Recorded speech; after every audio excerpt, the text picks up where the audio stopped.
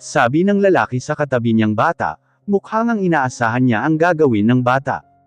Samantalang hindi ko rin naman alam kung ano gagawin ko. At dahil sa lakas ng iyak ng bata, nagsilabasan na rin ang mga tao sa kusina, pati mga tao sa kanya-kanyang table na kinuod na lahat sa amin, na akala mo isa kaming magandang palabas sa senehan, pati na rin si Mrs. Santos nag-alala na rin sa bata, kaya naman nag-isip ako ng pwede kong gawin, nang nagsalita ang kasama niyang lalaki. Body calm down, Miss Beautiful, just kidding, right miss? Sabi ng lalaki sa bata, sabay tingin sa akin, na para bang sinasabi na sakyan ko na lang ang sinabi niya, dahil nakuha ko naman agad ang ibig niyang sabihin. Kaya naman tumungo na ako, dahil biglang tumigil sa pag-iyak ang bata. Yeah, I'm just kidding, so please calm down CJ, don't cry, okay? Pagsakay ko sa sinabi ng kasama ng bata, nabuhayan naman ako ng loob, nang tumigil na ito sa pag-iyak. Kaya naman nakahinga na kami ng matiwasay, lalong-lalo na kay Mrs. Santos, na mukhang nag-alala sa bata. Hay! Kung bakit kasi naisipan ko pang pagtripan ng bata, ayun tuloy ako na pagtripan, nasabi ko na lang sa sarili ko. Dahil ang bata ngumisi sa akin. Napailing na lang ako. I'm sorry about this happened Mr. and Mrs. Santos. Apology naman ng kasamang lalaki ng bata sa dalawang matanda, ngumiti naman ang dalawa sa kasama ng bata, na para bang naiintindihan nila. At mukhang importante ang usapan nilang tatlo. Ewan ko lang kung bakit kasi nagsama sila ng bata eh. By the way miss, I'm Michael, he's my nephew. Hawak niya ang ulo ng bata. Saka ginulo ang buhok nito, kaya naman agaw pansin na naman kasi sumigaw na naman ang bata, at pakunot noo pa. Tignan mo di ba sabi ko sa inyo, parang matanda ang batang ta. I told you don't touch my hair man. Galit niyang sabi na halos magkasalubong na ang mga kilay sa galit, tinuwanan lang din naman siya ng tito niya, dahil according to him pamangkin niya ang nasabing bata. Okay buddy, I'm sorry then, nasabi na lang ni Sir Michael sa kanyang pamangkin, mukhang kilala nga niya ang bata at pailing-iling pa siya, mukhang close ang dalawa. Well, Mr. De Guzman, bakit wala pa si Mr. Parker? It's been late. Si Mr. Santos ang nagsalita. Naisip ko kung sino nga ba si Mr. Parker na sinasabi niya, hindi kaya siya yung big boss. Oh about that sir. I apologize. Mr. Parker he's on way sir, I'm sorry. Apologetic naman na sagot ni Sir Michael sa dalawang mag-asawa. Siguro siya yung ama ng bata. Nasabi ko sa sarili ko, kaya naman naisip ko na siya yung sinasabi nilang tigre, kasi naman pati anak may pagka-tigre din. Sir, ma'am pwede ko na po bang makuha ang order nyo? Tanong ko na sa kanila, dahil mukhang okay na naman na ang lahat. Kasi naman kanina pa kaya ako nandito, at itong bata naman kanina pa din nakatingin sa akin, na para bang may gagawin na kalokohan. I want to go to the restroom, please, maya-maya sabi ng bata. Nagulat pa ako ulit dahil marunong din palang makiusap na matino. Kaya naman nag-presento na ako ang sasama sa kanya. Total wala pa naman ang big boss na sinasabi ng mga kasama ko dito. Nakita ko naman na tuwang-tuwa ang bata sa sinabi ko. I'll go with him, don't worry sir. I will take care of him. Pang-assure ko sa tito ng bata, nagtaka pa nga hindi ko alam kung saan nagtaka, tinignan niya pa ang bata, pero ganun na lang ang gulat ng tito niya, na tumayo si CJ, na akala mo naman may nakakagulat sasamahan ko lang naman ang bata sa comfort room. Mamaya lang nilabas niya ang cellphone niya, mukhang may tatawagan si Sir Michael. Bro, where are you? You can't believe what happened to CJ right now. Sabi pa na akala mo may himala nangyari. Hindi ko na narinig ang ibang sinabi niya, kasi lumiko na kami papunta sa restroom ni CJ, napiling na lang ako sa tito ng bata, parang temang din minsan, ayun lang sa observation ko, wag niyo akong pag-isipan ng masama ha. Charot. CJ do you want? I'll go with you inside. Tanong ko kay CJ, kasi naman ang bata-bata pa, kaso sa ugali niya para nang matanda kong umasta. Akala mo alam niya na ang lahat. Kakaiba din ang trip neto kaso iwan ko ba kung bakit ako natutuwa dito sa batang ta. No, stay here. Matigas niyang sabi, napawaw na lang ako sa sinagot niya sa akin, biruin mo kung kausapin ako parang kaedad lang niya, wow ha. Pero hindi siya manalo sa akin, ako pa rin ang mas matanda sa kanya. Nool ulit ko din sa kanya, wag mo akong mano CJ ha. Dito ka sasama ka sa akin, iihi ka o hindi tayo papasok, ang bata-bata mo pa, akala mo kung sino ka ha, sige subukan mong hindi ako sundin, babalik na ako sa trabaho ko, pagbabanta ko pa na akala mo naman mag-ina kaming dalawa, dahil nakatingin na lahat sa akin, na parabang naaliw na rin sila sa amin ni CJ, tapos eto na naman mukhang iiyak na naman ang bata, ngunit bago pa maiyak tinaas ko na kamay ko, para matigil siya agad, mukhang nagtagumpay naman ako. Ops, you told me you are already big boy, why are you going to cry again ha? Sabi ko sa kanya na may paghahamon pa, tinignan lang naman ako ng napaka-cute na si CJ at sumagot pa. I'm not crying, did I? Balik tanong naman niya, pero nakita ko naman na pinahid niya, mula sa mga kamay niya ang kanyang mahulog ng luha. Naawa naman ako, kaya ako na ang pumunas sa kanyang luha, gamit ang aking daliri. No need to cry again okay. It's okay naman if you crying, but not always and no reason, okay ba CJ? Sabi ko sa kanya at niyakap ko pa siya, mukha naman natuwa siya sa sinabi ko, at dahil doon pumasok na kami sa loob ng ladies room. Okay lang naman dahil bata pa naman si CJ. Nabigla pa ang mga tao sa loob ng CR, hindi ko alam kung saan sila nabigla, sa uniform ko ba o sa batang hawak-hawak ko. Yung iba naman namangha pa sa nakikita nila, samantalang si CJ ito siya seryoso ang mukha. OMG ang cute ng bata, anak mo miss. Tanong ng isang usyosera, nabigla naman ako, dahil biglang sumagot ang batang hawak-hawak ko, akala ko tahimik na. No she's my girlfriend, matigas niyang sagot, kaya naman hindi maiwasan ang iba na matawa sila sa sagot ni CJ. Ako din naman nabigla sa kanyang sinabi. At ang mga tao sa loob nagtawanan na, kaya naman namula pa ang aking mukha sa sinabi ni CJ. Ngumiti na lang ako sa kanilang lahat, grabe ang batang ta, hindi ko matake ang ugali. Napailing na lang ako. Sa wakas tapos na kami sa CR, pero ang bata ayaw bumalik sa loob. Ang sesti galit daw siya sa daddy niya, ganito kasi yun pagkatapos ang CR moment namin, ay may conversation pa kami, dahil sobrang arte niya talaga mga sis. Okay CJ, we going back to your table ha? Maybe your uncle is waiting for you, sabi ko sa kanya pagkatapos niya sa CR, ngunit sinagot naman ako na para siyang boss.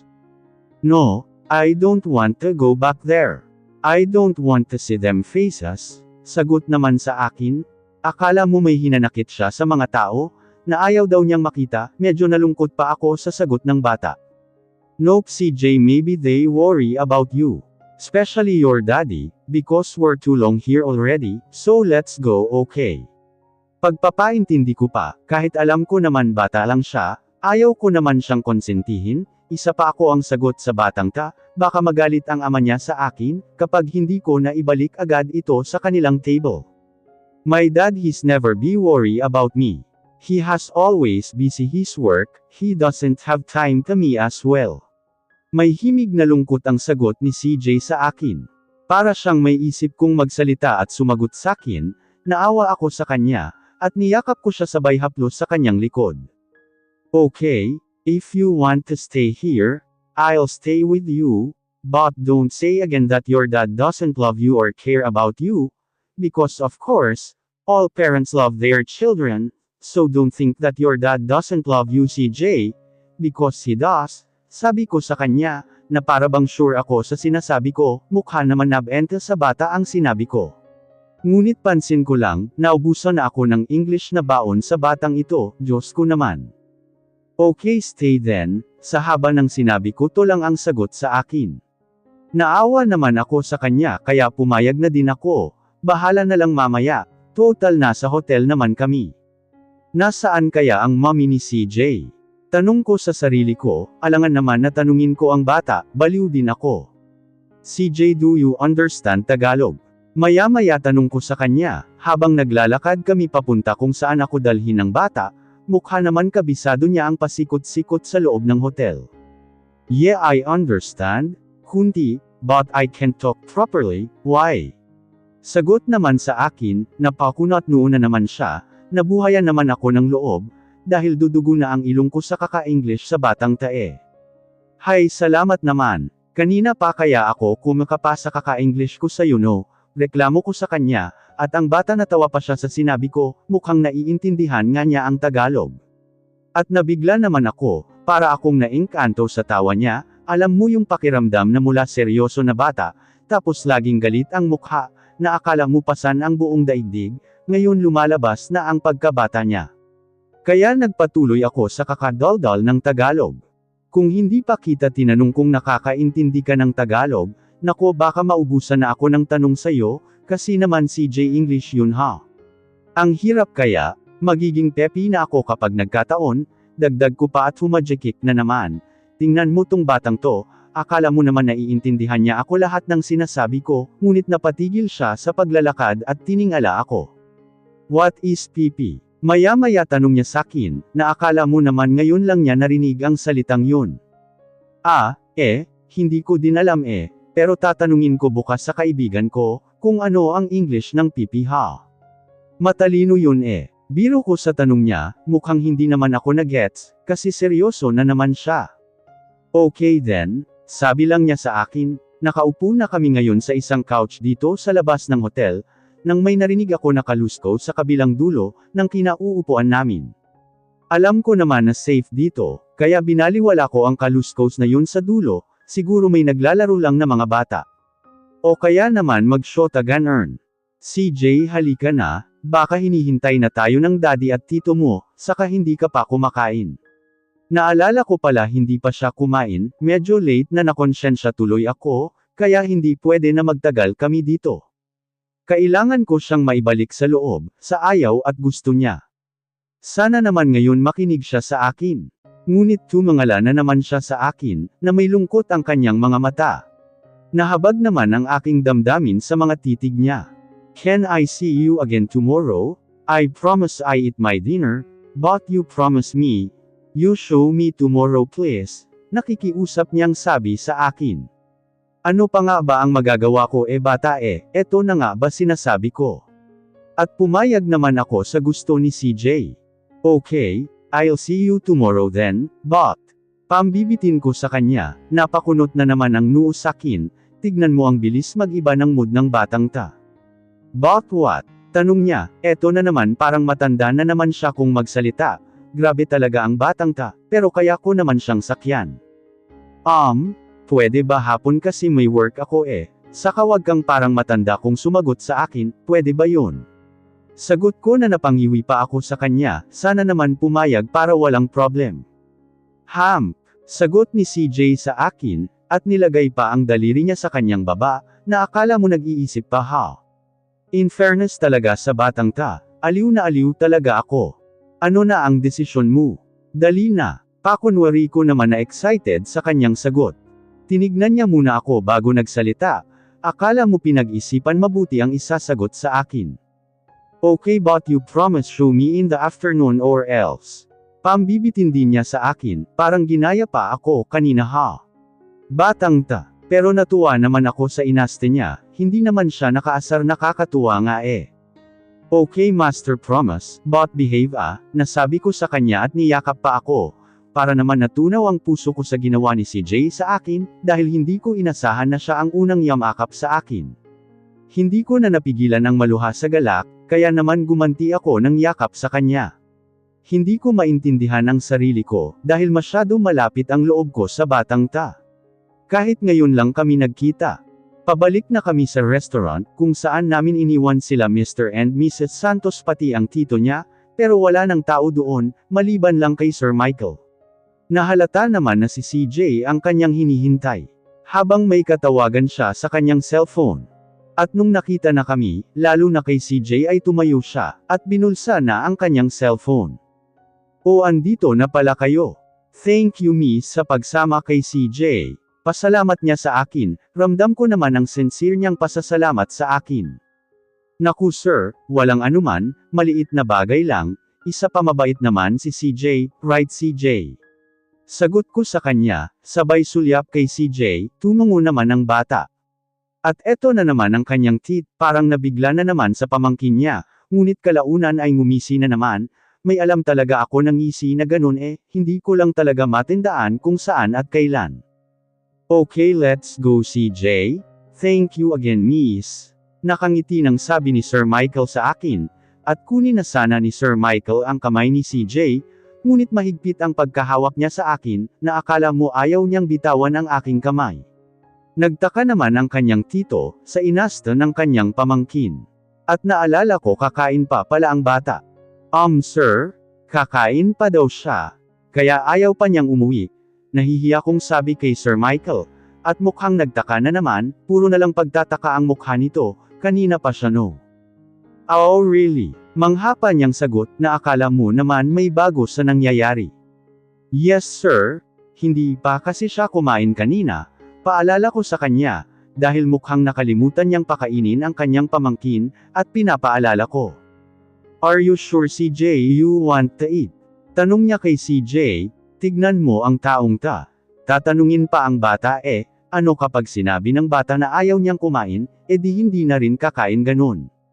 Ngunit si CJ ay tumungo sa kanyang tito, at agad naman nag-order ng pagkain ni CJ, take note ha binantayan ko pa si CJ, dahil yun ang kanyang request.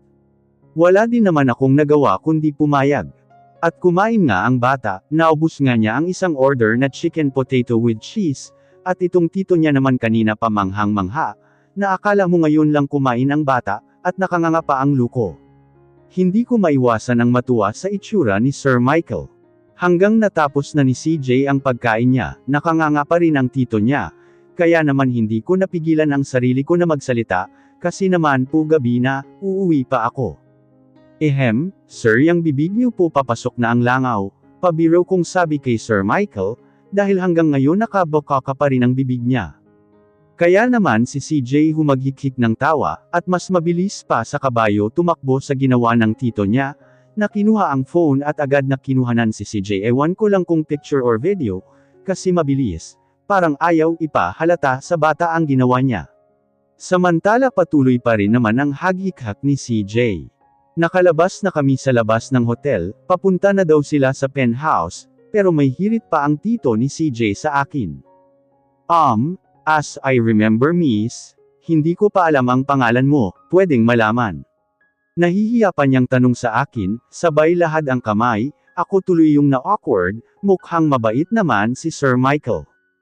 Adelan sir, maikli kong sagot sa kanya, at makikipagkamay na sana ako, kaso biglang pumagitna ang bata, at biglang napahagalpak ng tawa si Sir Michael.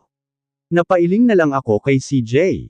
Possessive body. Biro ni Sir Michael sa pamangkin niya, at ginulo ang buhok, kaya naman sinama na naman siya ng bata ng tingin, pero baliwala naman kay Sir Michael ang inasta ng pamangkin sa kanya, siguro sanay na.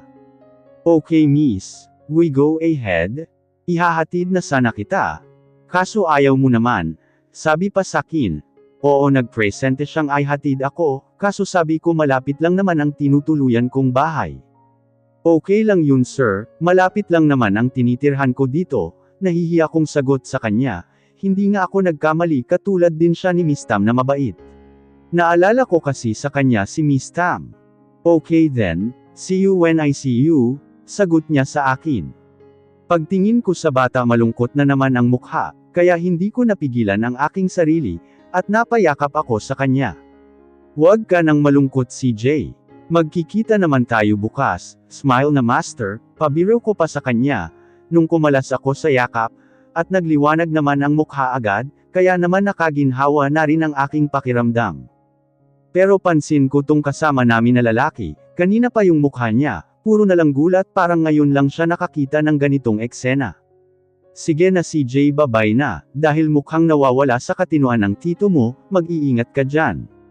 Nilakasan ko pang ay kaya naman ang loko humagalpak na naman ng tawa, akala ko ma-offend sa sinabi ko, ngunit kabaliktaran naman, dahil ito nga, hindi na matapos-tapos ang kanyang tawa, pati si CJ nakikitawa na rin, ako na ngayon ang nakanganga sa kanilang itsurang dalawa.